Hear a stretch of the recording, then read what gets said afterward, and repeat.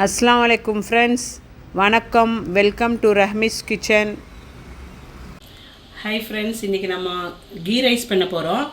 Key ரைஸ்க்கு என்ன தேவையான பொருளெல்லாம் இங்கே அரேஞ்ச் பண்ணி வச்சுருக்கிறேன். இது எப்படி பண்ணுறதுன்னு உங்களுக்கு நான் சொல்கிறேன்.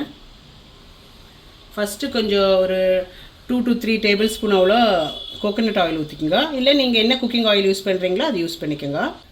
அப்புறம் ஒரு 2 டேபிள் ஸ்பூன் அவ்வளோ நெய் ஊற்றிக்கோங்க. எல்லாம் நல்லா காயிட்டோம்.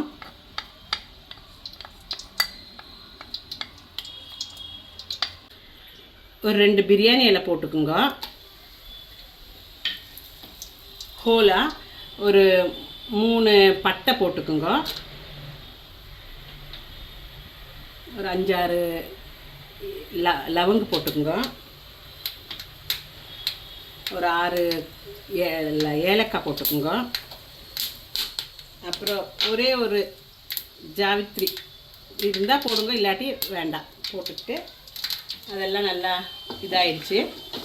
சின்ன வெங்காயம் ஒரு 15 சின்ன வெங்காயம் அறுத்து வச்சுருக்கேன், அது போட்டுக்கோங்க.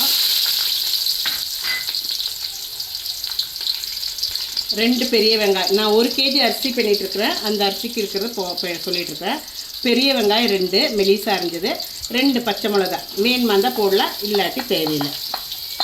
போட்டு நல்லா கொஞ்சம் ப்ரௌன் கலர் இல்லை, ஒரு மாதிரி ரோஸ் கலர் ஆகிற வரைக்கும் பண்ணிக்கலாம். நம்ம கொஞ்சம் கொத்தமல்லி போட்டுங்க, கட் பண்ணி அரிஞ்சது. ஒரு பவுல் அவ்வளோ, சின்ன பவுல் தான் இது. அதே மாதிரி புதினா தலையும் போட்டுக்குங்க, அதே சேம் பவுல் அளவு. எல்லாம் போட்டு நல்லா மிக்ஸ் பண்ணிக்கலாம். இதெல்லாம் நல்லா வணங்கட்டும். ஒரு 10 பூண்டு சின்னதாக அரிஞ்சு வச்சுருக்கு போட்டுக்குங்க. பூண்டு பல்லு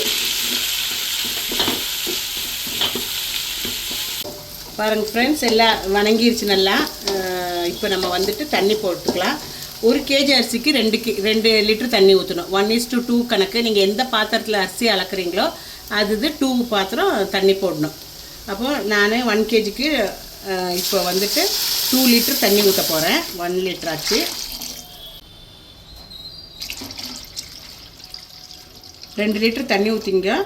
அப்புறம் உப்பு போட்டுக்கோங்க. உப்பு போட்டுட்டு தண்ணி கொதிக்கும் போது உப்பு பார்த்துக்குங்க. உப்பு போட்டுக்கலாம், வேணுங்கிறவளோ உப்பு போட்டுருந்தா 10 லாட்டி திருப்பி போட்டுக்கலாம். கொதிக்கிட்ட தண்ணி கொதித்த பிறகு அரிசி போட்டுக்கலாம். பாருங்கள் ஃப்ரெண்ட்ஸ், நல்லா தண்ணி கொதிச்சிருச்சு. நம்ம இப்போ இங்கே உப்பு பார்த்துக்கிட்டு அரிசி போட்டுக்கலாம்.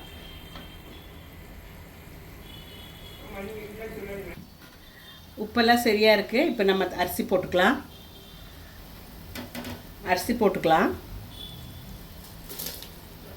தண்ணி இல்லாமல் போடுங்க, ஏன்னா தண்ணி கரெக்டாக அளவு பண்ணி போட்டிருக்கறனால தண்ணி இல்லாமல் போடணும். இதில் தண்ணி இருக்கிறதுனால தான் நான் இப்படி போட்டுட்ருக்குறேன். கொஞ்சம் தண்ணி எடுத்துடலாம். மூடி வச்சுட்டு ஒரு 3/4 வேவானோன்னு திரி தாத்தி வச்சுட்டு வேவிக்கலாம். பாருங்கள் ஃப்ரெண்ட்ஸ், சாப்பாடு ஆயிடுச்சு. ஆல்மோஸ்ட்டு கொஞ்சம் தான் இருக்குது. இன்னும் கொஞ்சம் நேரம் தம் விட்டால் சரியாயிடும். இனி தம் விட்டுடலாம் நம்ம. அப்போ க்ளீன் ஆகிடும். எல்லாம் ரெடி ஆகிடுச்சு. இதுக்கு மேலே இப்போ கொஞ்சம் கார்னிஷ் பண்ணிக்கோங்க, கொத்தமல்லியும் கருவேப்பிலையும். நெய்ச்சோறு ஆயிடுச்சு. எம்மியாக இருக்குது. சர்வ் பண்ணிக்கலாம் நம்ம. ஓகேங்க. பாருங்கள் ஃப்ரெண்ட்ஸ், ரொம்ப எம்மியாக இருக்குது. நெய்ச்சோறு ரெடியாக இருக்குது. உங்களுக்கு லைக் ஆச்சுன்னா சப்ஸ்கிரைப் பண்ணி ஷேர் பண்ணி கமெண்ட்ஸ் பண்ணுங்கள். மீண்டும் அதர் வீடியோவுடன் சந்திப்போம்.